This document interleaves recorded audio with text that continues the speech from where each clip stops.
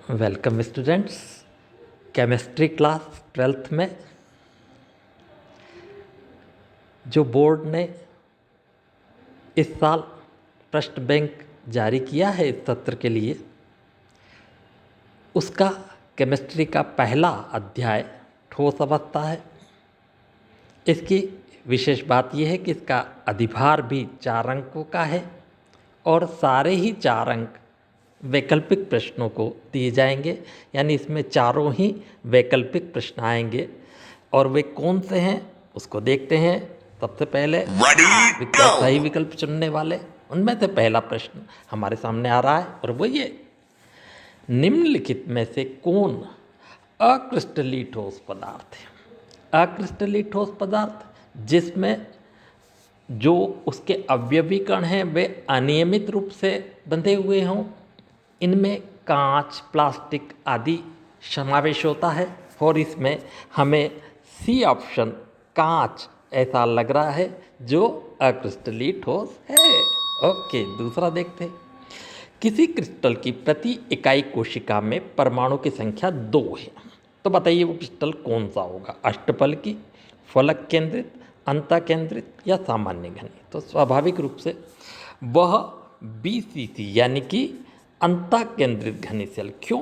क्योंकि किसी भी एकक सेल में, एकक कोशिका में कोनों को पर जो प्रतिनिधित्व होता है वो 8 का होता है, 1/8 का होता है। और चूंकि घन में 8 कोने होते हैं इसलिए कुल प्रतिनिधित्व कोनों पर 1 होगा।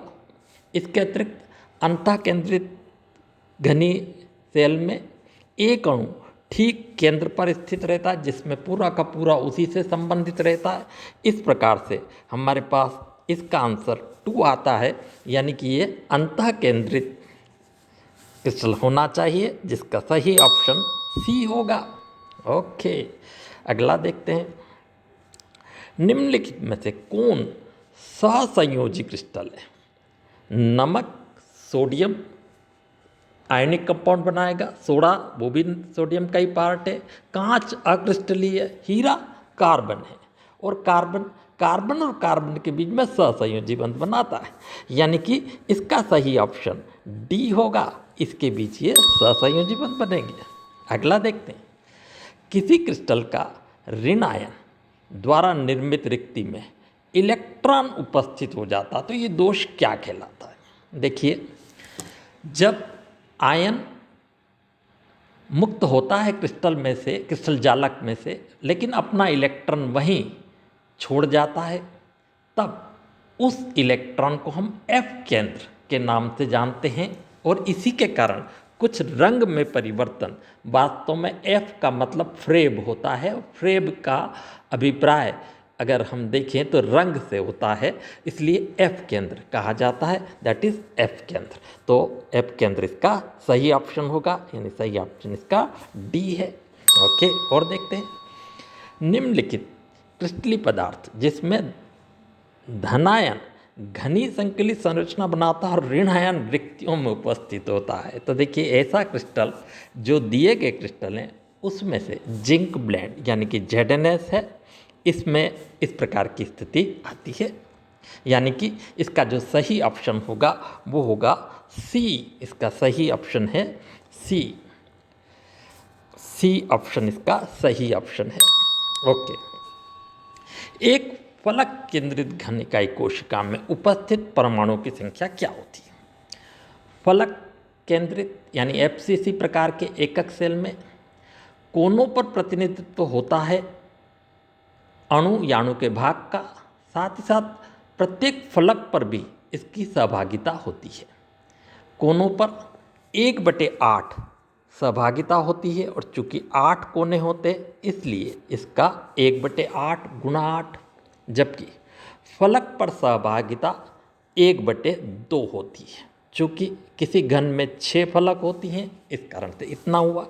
यानी कुल मिलाकर यदि हम देखें, थोड़ा सा इसे कैंसिल करें, तो ये 8 से 8 2 या 6, यानी कि 1 + 3 विच इज़ 4, यानी कि इसका जो सही ऑप्शन होगा वो होगा ए, यानी कि 4। इस प्रकार से यह आ जाएगा। अगला देखते हैं।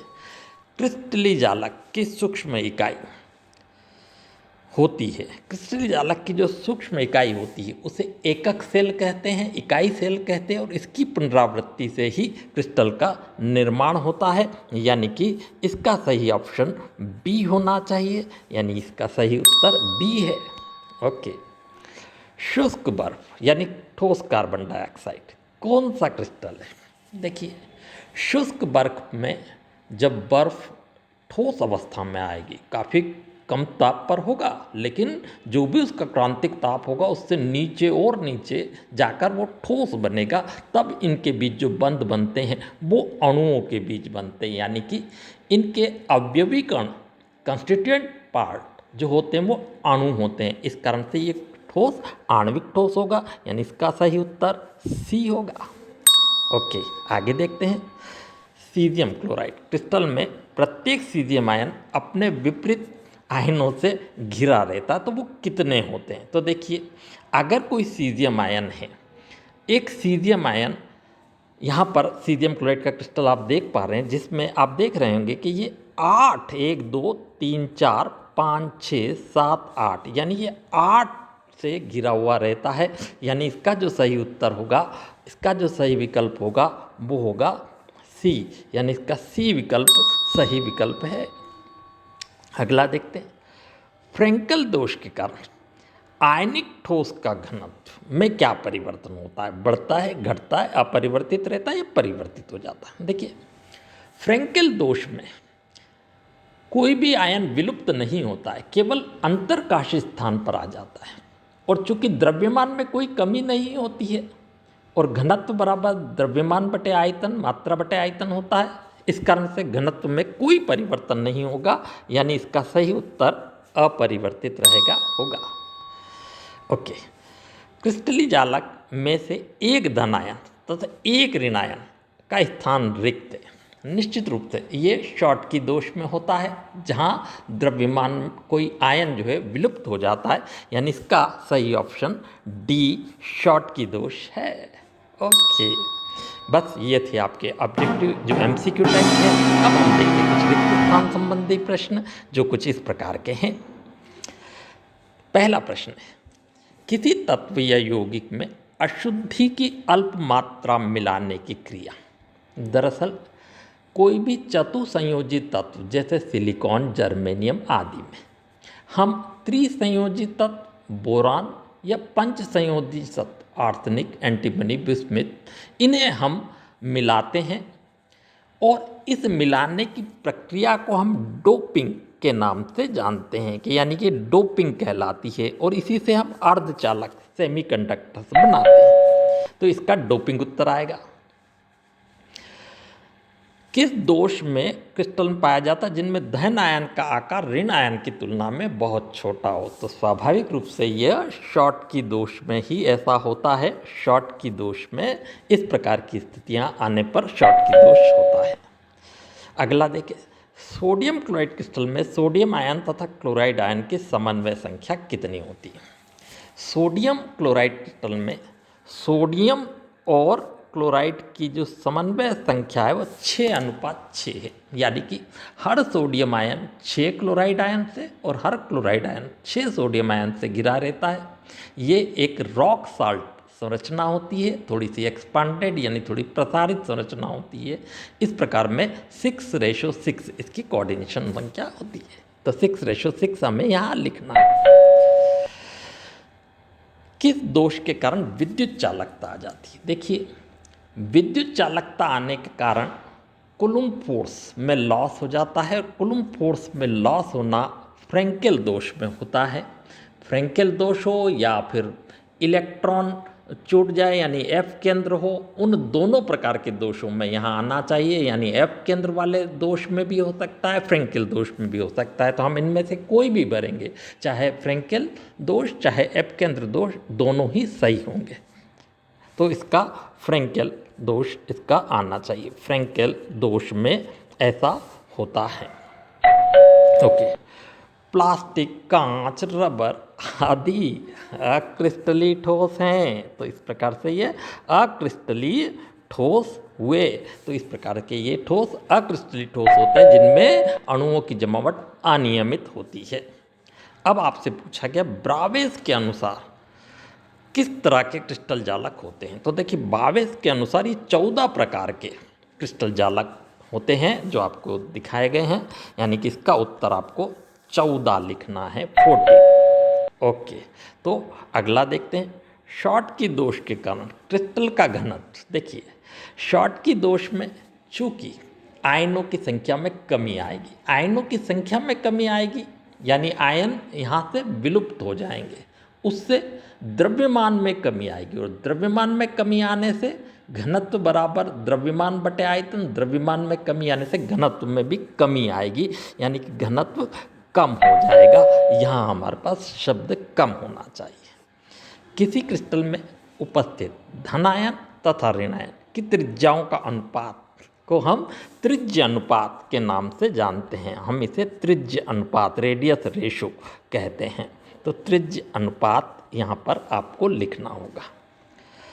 अब देखें नेक्स्ट हमारे पास आता है कुल कितने प्रकार के क्रिस्टल होते हैं। तो बताइए कुल 7 प्रकार के हमारे पास क्रिस्टल अवेलेबल हैं।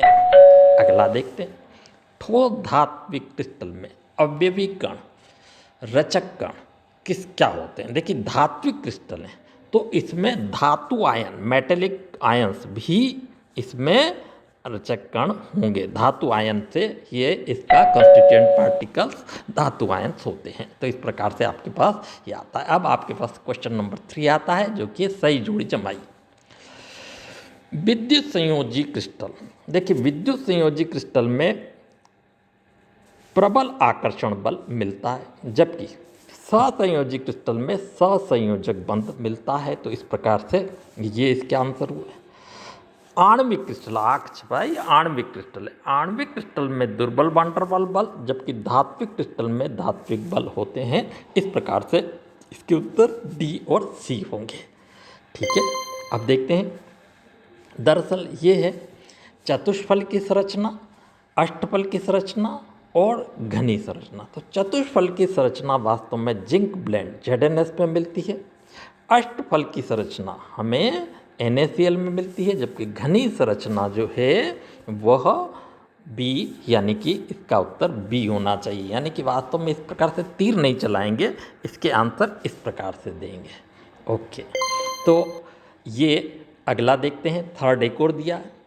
इधर लिखा हीरा, कांच, सिल्वर क्लोराइड, पोटेशियम क्लोराइड, इधर लिखा अक्रिस्टलीय ठोस, सहसंयोजक ठोस, शॉर्ट की दोष और फ्रैंकेल दोष।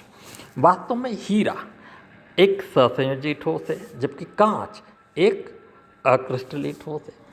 अगर अगला देखें तो सिल्वर क्लोराइड में सामान्यतः फ्रैंकेल दोष पाया जाएगा, पोटेशियम क्लोराइड में शॉर्ट की दोष पाया जाएगा। पोटेशियम आयन का आकार बहुत छोटा होगा, इस कारण से इसमें शॉर्ट की दोष पाया जाएगा। ये देखिए अब आपके पास अगला आता है जो इस प्रकार से एक शब्द अथवा वाक्य में उत्तर लिखना है और वो ये किस प्रकार का ठोस विद्युत के चालक, आघातवर्ती और तन्य होते हैं। तो देखिए गुण धातुओं में होते हैं इसलिए ऐसे ठोस धात्विक ठोस होंगे, यानी इसका सही उत्तर धात्विक ठोस होगा। ठोस पदार्थ जिनमें घटक कणों का वितरण अनियमित होता है स्वाभाविक रूप से उन्हें हम अक्रिस्टलीय ठोस कहते हैं, यानी इसका सही उत्तर अक्रिस्टलीय ठोस होगा। क्रिस्टल जालक का सरलतम रूप एकक सेल यूनिट सेल कहलाता है, इसका उत्तर एकक सेल होगा।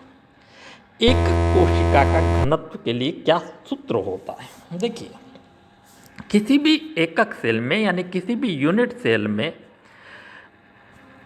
जितने भी अणुओं की संख्या होती है वो 2, 4, 1 SCC में 1, BCC में 2, FCC में 4 होती है। हम अगर सामान्य रूप से माने तो मान लेते Z।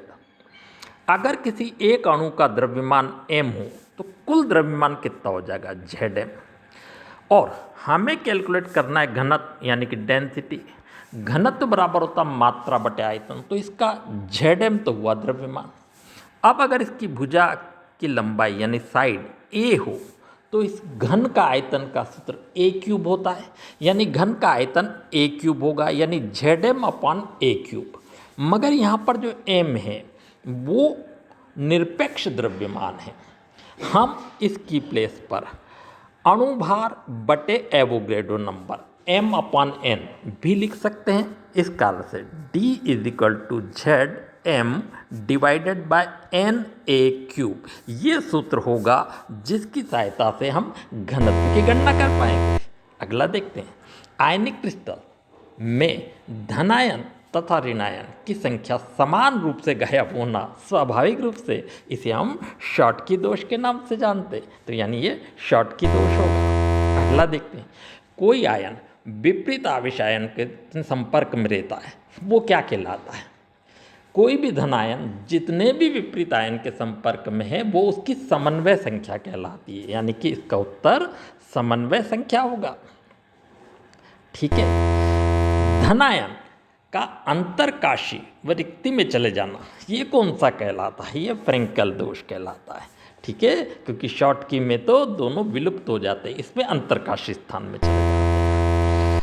अगर देखें 8 इकाई कोशिका जिनमें एक एक संघटक कण घन के प्रत्येक कोने पर एक घन के केंद्र पर होता है। अभी हमने देखा BCC यानी कि वो काय केंद्रित सेल है, तो यानी इसका उत्तर काय केंद्रित सेल होगा। त्रिविम जालक का वह सरलतम रूप जिसकी बारंबार पुनरावृत्ति से क्रिस्टल बनता है, वंस अगेन ये एकक सेल होगा। ये भी एकक सेल है, एकक सेल की ही परिभाषा है। इकाई कोशिका जिसमें एक संघटक कण प्रत्येक कोने पर एक फलक पर होता है उसे हम फलक केंद्रित FCC प्रकार का एकक सेल कहते हैं। इस प्रकार से आपका ये पूरा चैप्टर के जिसमें चारों ऑब्जेक्टिव आएंगे और लगभग संभावना 90% से ऊपर की है कि इन्हीं में से कोई आएंगे, वो कंप्लीट होते हैं।